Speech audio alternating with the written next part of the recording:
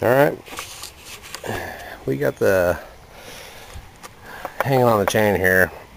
I wanted to get the oil pan off here first and get the pan gasket removed.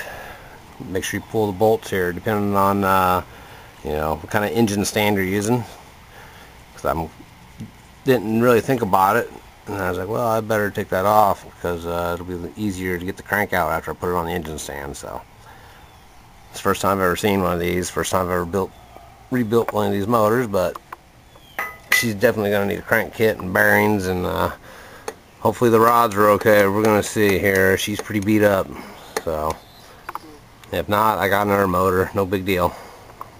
But we'll find out. We're going to get her on the stand. I mean, she happens banging. Got some pretty big chunks of bearing down there in the pan, so we'll see. There's a couple rods in here that are slapping, so alright. So all tough.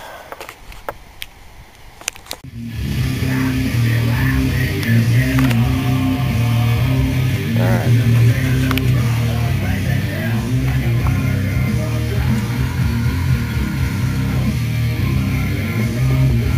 They're all pretty loose, so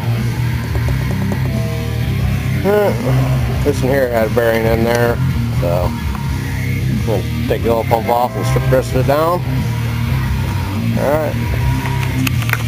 Got locked up. Alright. So we got the balancer pulley on there. I just stick the socket in the slot there inside the block. One bolt, oil pumps off. So I already got this coming off, so just a couple minutes there, and then we'll get the water pump and all that off. Just 4 bolts holding the water pump on, a couple 7/16 and maybe a 1/2 inch here on the, no, just 7/16 on the front here. That's what they look like.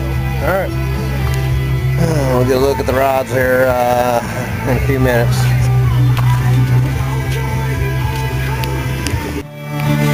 Alright, pulled the bolts out of here and got the timing cover here off and all that.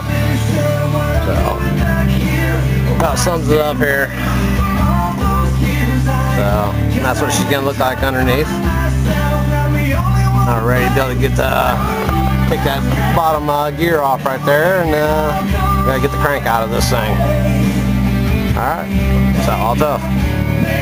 Alright, well here's obviously where the problem started here, or at least that's as far as it got. You can see that, and there's the spun bearing for sure. So, alright, keep on looking.